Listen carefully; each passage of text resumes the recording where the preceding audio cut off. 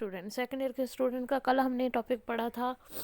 हमने मतलब अनोमलीज़ के बारे में पढ़ा था, डिफरेंट टाइप्स ऑफ अनोमलीज़ देखी थी। आज उसी चैप्टर में से हमने देखना है फंक्शनल डिपेंडेंसी क्या है। फंक्शनल डिपेंडेंसी आज हम पढ़ेंगे, उसके अलावा पार्शियल डिपेंडेंसी पढ़ेंगे और उसके अलावा हम पढ़ेंगे ट्रांजिटिव डिपेंडेंसी। ये डिपेंडेंसी होती क्या है? ये होती हैं एक टेबल के अंदर, या टेबल जिसको रिलेशन भी बोलते हैं, रिलेशन के अंदर जो की एट्रीब्यूट का और नॉन की एट्रीब्यूट का आपस में रिलेशनशिप या एट्रीब्यूट्स का आपस में एक दूसरे पे डिपेंड होना, ठीक है, उनको डिपेंडेंसीज बोलते हैं। जब भी टेबल में डाटा एंटर किया जाता है या टेबल स्ट्रक्चर बनाया जाता है तो उसमें देखा जाता है कि कहीं अनोमलीज़ तो नहीं आ रही। अनोमलीज़ को रिमूव करने के लिए कहीं पे हमें डिपेंडेंसी क्रिएट करनी पड़ती है और कहीं पे हमें डिपेंडेंसीज़ को ख़त्म करना पड़ता है। तो मुख्तलिफ लेवल पे इस प्रोसेस को, कि जिस टेबल को नॉर्मल फॉर्म में लेके आना, उसको नॉर्मलाइजेशन का प्रोसेस कहते हैं। और ये डिपेंडेंसीज़ उन्हीं के अंदर ही यूज़ होती हैं। सबसे पहले जो डिपेंडेंसी चेक की जाती है फंक्शनल डिपेंडेंसी। फंक्शनल यानी फंक्शनली तौर पे एक एट्रीब्यूट पे दूसरा एट्रीब्यूट जो है वो डिपेंड कर रहा हो। इसकी डेफिनेशन देख लेते हैं। फंक्शनल डिपेंडेंसी क्या है? The functional dependency is a relationship that exist between two attributes. It typically exists between the primary key and non key attribute, यानी दो एट्रीब्यूट के दरमियान एक तरह का रिलेशनशिप होता है। किस तरह का रिलेशनशिप होता है कि अगर एक एट्रीब्यूट की वैल्यू हम दें तो उससे दूसरे की वैल्यू भी फाइंड की जा सकती है या निकाली जा सकती है या यूज़ की जा सकती है, ठीक है। जस्ट लाइक इसकी जैसे, यानी हमने देखा था प्राइमरी की का कि ऐसी एट्रीब्यूट होता है, प्राइमरी की एक ऐसा एट्रीब्यूट होता है जो कि यूनिकली आइडेंटिफाई करता है एक रिलेशन के अंदर, ठीक है। वो एक कोई एट्रीब्यूट भी हो सकता है, एक से ज़्यादा एट्रीब्यूट का कम्बिनेशन भी हो सकता है।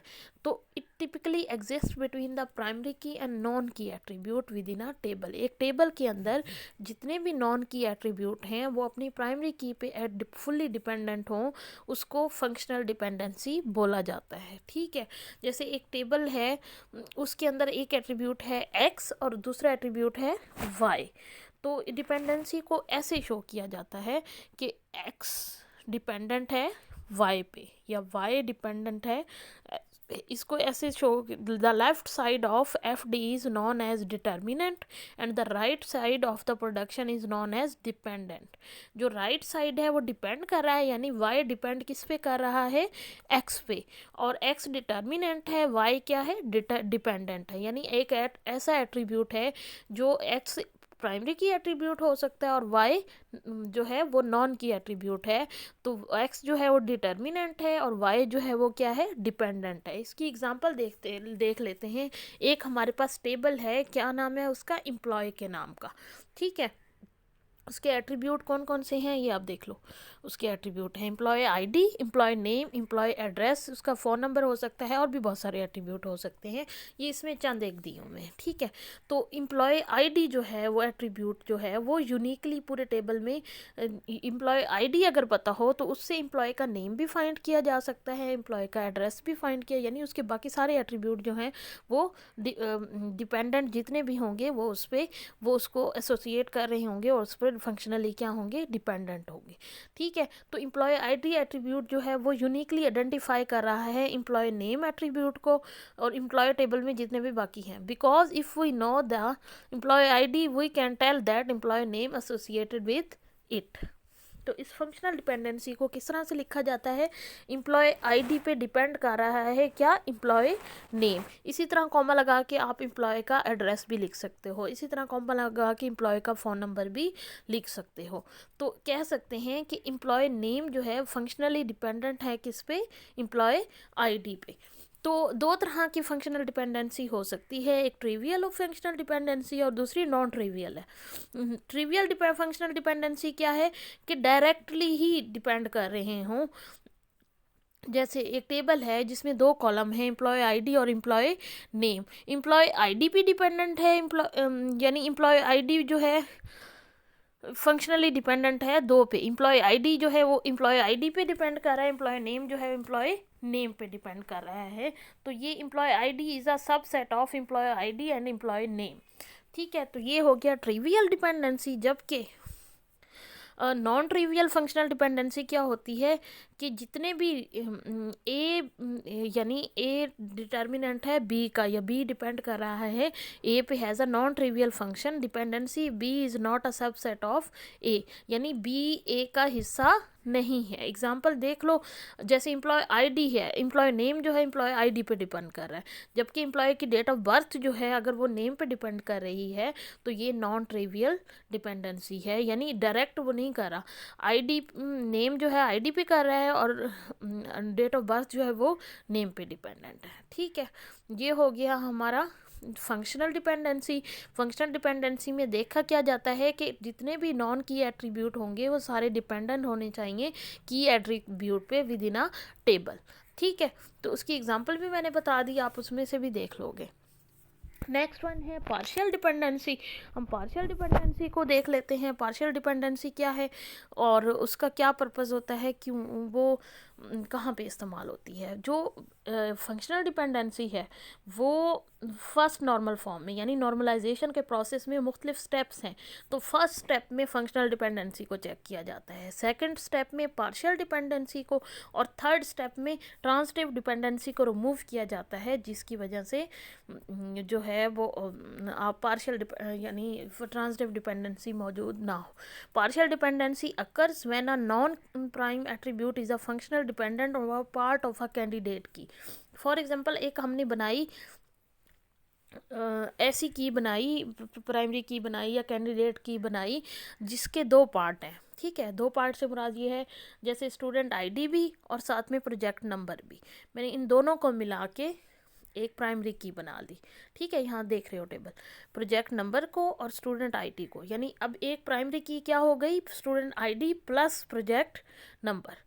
ठीक है, अब स्टूडेंट नेम जो है वो स्टूडेंट आईडी पे डिपेंड करता है, वो प्रोजेक्ट नंबर पे डिपेंड नहीं कर रहा, जबकि प्रोजेक्ट नेम जो है वो प्रोजेक्ट नंबर पे, यानी स्टूडेंट का स्टूडेंट आईडी के साथ ताल्लुक बन रहा है और प्रोजेक्ट का प्रोजेक्ट नंबर के साथ, यानी स्टूडेंट नेम दोनों पे डिपेंडेंट नहीं है, किसी एक पार्ट पे डिपेंड कर रहा है, जबकि प्रोजेक्ट नेम भी उसी तरह दोनों पे डिपेंडेंट नहीं है, उसके दूसरे पार्ट पे डिपेंड कर रहा है। तो इसको पार्शियल डिपेंडेंसी कहते हैं। इसको क्या कहते हैं, पार्शियल डिपेंडेंसी। पार्शियल डिपेंडेंसी को हमने रिमूव करना होता है। किस तरह से रिमूव करना होता है, हमने एक अलग टेबल बना लेना है, प्रोजेक्ट के नाम का अलग और स्टूडेंट के नाम का अलग। ठीक है, हम ये क्या करेंगे, student ID student name depend करेगा स्टूडेंट आईडी के साथ, यानी स्टूडेंट आईडी और स्टूडेंट नेम का एक टेबल हो गया, उसका नाम रख दिया मैंने स्टूडेंट, और एक प्रोजेक्ट नंबर और प्रोजेक्ट नेम का हो गया। ठीक है, तो इस तरह से इसको पार्शियल डिपेंडेंसी को रिमूव किया जा सकता है।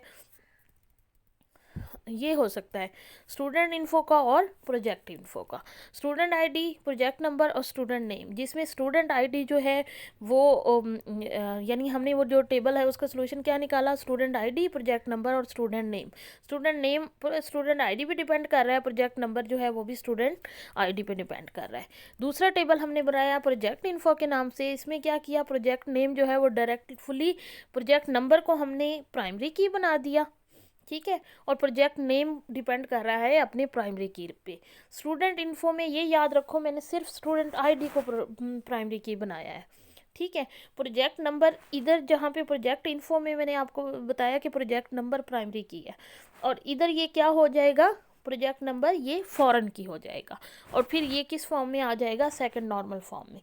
तो partial functional dependency, partial dependency को हमने रिमूव करना होता है और उसको फुल फंक्शनल डिपेंडेंसी की तरफ लेके आना होता है। तो पार्शियल डिपेंडेंसी क्या है कि एक की बनाई जो कि मल्टीपल एट्रीब्यूट्स पे मुश्तमिल है, और उसके जो डिफरेंट एट्रीब्यूट्स हैं वो उसके एक पार्ट पे तो डिपेंड कर रहे हैं जबकि दूसरे पार्ट पे डिपेंड नहीं कर रहे, यानी पार्शली वो डिपेंड कर रहे हैं, फुली डिपेंड नहीं कर रहे।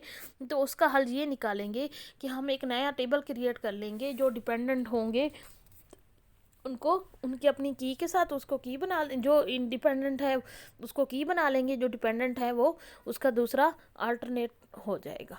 ठीक है, तो ये हो गया हमारा पार्शियल डिपेंडेंसी, ये हमारा पार्शियल डिपेंडेंसी हो गया।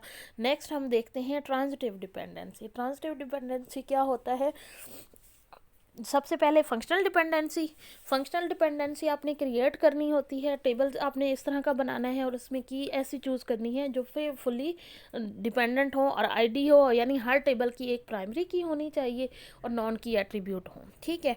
देन वो फर्स्ट नॉर्मल फॉर्म में आ जाएगा। देन होता है पार्शियल डिपेंडेंसी को रिमूव करना। पार्शियल डिपेंडेंसी को चेक करेंगे, ज़रूरी नहीं है कि पार्शियल डिपेंडेंसी एग्जिस्ट करती हो, किसी में एग्जिस्ट नहीं भी करती होती।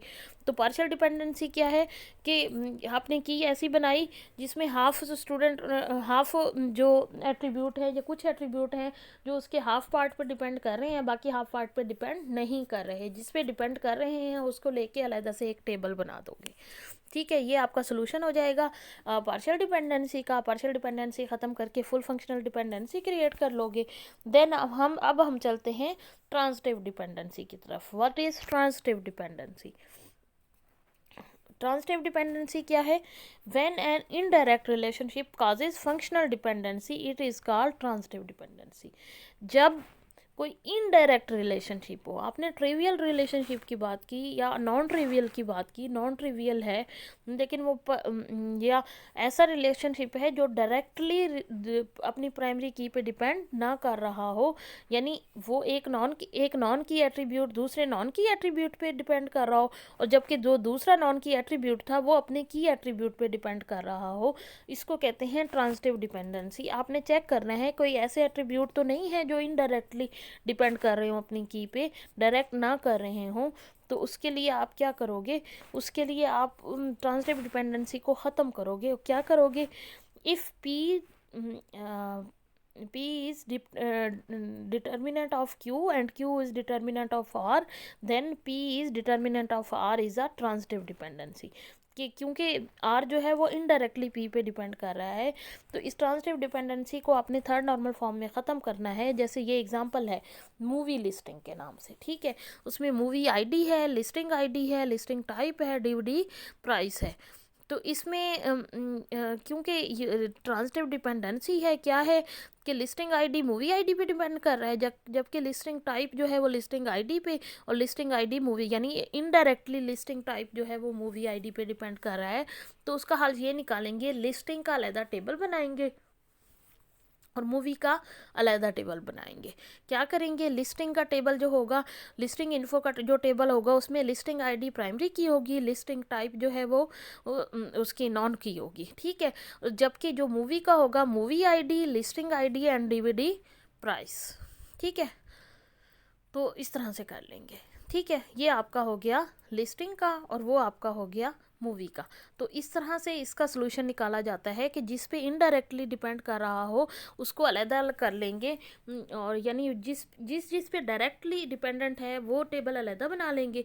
जो एट्रीब्यूट जिस चीज़ पे डायरेक्टली इंडिपेंडेंट है, डिपेंड कर रहा है, वो अलग एट्रीब्यूट बना लेंगे, और जिस पे डिपेंड कर रहा है वो उसको एज अ प्राइमरी की मेंशन कर देंगे। जैसे हमने मूवी लिस्टिंग का किया, मूवी का टेबल अलग कर दिया, लिस्टिंग का टेबल अलग कर दिया। अब मूवी आईडी, मूवी का जो टेबल है उसमें जो मूवी आईडी है वो प्राइमरी की हो जाएगा, ठीक है। लिस्टिंग आईडी मूवी आईडी पे डिपेंड कर रहा है, और डीवीडी प्राइस जो है वो भी किस पे डिपेंड कर रही है? लिस्टिंग आईडी पे। इसी तरह लिस्टिंग आईडी का अलग से बना लिया जिसमें लिस्टिंग टाइप और लिस्टिंग आईडी जो है वो अलग से उसकी लिस्टिंग आईडी जो है वो प्राइमरी की हो जाएगी और लिस्टिंग टाइप जो है वो नॉन प्राइमरी की होगी। इस तरह से इनका ट्रांजिटिव डिपेंडेंसी को आपने ख़त्म किया। तो टोटल कितनी तरह की डिपेंडेंसीज हैं? डिपेंडेंसीज हमारे पास 3 टाइप की हैं। फंक्शनल डिपेंडेंसी, और उसके अलावा फंक्शनल डिपेंडेंसी क्रिएट करनी होती है। उसके बाद है पार्शियल डिपेंडेंसी, पार्शियल डिपेंडेंसी को ख़त्म करना होता है, और फुल फंक्शनल डिपेंडेंसी क्रिएट करनी होती है। और जो उसके अलावा ट्रांजिटिव डिपेंडेंसी भी हमने ख़त्म करनी होती है। उसके लिए सोल्यूशन ये होता है अलग से टेबल बना लिया जाता है, ठीक है। तो ये टोटल आपके डिपेंडेंसीज हो गई। फर्स्ट नॉर्मल फॉर्म में फंक्शनल डिपेंडेंसी, जबकि सेकंड नॉर्मल फॉर्म में, फर्स्ट नॉर्मल फॉर्म में functional dependency, second normal form में पार्शियल डिपेंडेंसी को रिमूव करते हैं, थर्ड नॉर्मल फॉर्म में ट्रांजिटिव डिपेंडेंसी को रिमूव करते हैं। तो इस तरह ये आपके शॉर्ट क्वेश्चन भी प्रिपेयर हो जाएंगे, लॉन्ग क्वेश्चन भी प्रिपेयर हो जाएंगे। ये आपका है चैप्टर नंबर, मैं आपको देख के बता देती हूँ ये कौन सा चैप्टर है। ये आपका है चैप्टर नंबर, कल जो हम पढ़े थे चैप्टर ये आपका है चैप्टर नंबर 4 का चैप्टर के में ये इंपॉर्टेंट क्वेश्चन थे जो मैंने आपको करा दिए। इसकी शॉर्ट टर्म्स आप लोग याद कर लोगे और ये डिपेंडेंसीज़ को याद कर लोगे और उसके अलावा इसमें एनॉमलीज़ को कर लोगे। ये आपका चैप्टर 4 चैप्टर कंप्लीट हो गया। फर्स्ट चैप्टर आप कर चुके हो, सेकंड कर चुके हो, थर्ड एंड फोर्थ। अब हमने 5th 6th 7th में से करने हैं, बाकी आपका तकरीबन सिलेबस सारा कंप्लीट है। इंशाल्लाह नेक्स्ट लेक्चर में मैं आप लोगों को MS एक्सेस का इंट्रोडक्शन दूंगी। आप लोगों ने अच्छी तरह रीड करके आना है चैप्टर नंबर 4 को और इसको प्रिपेयर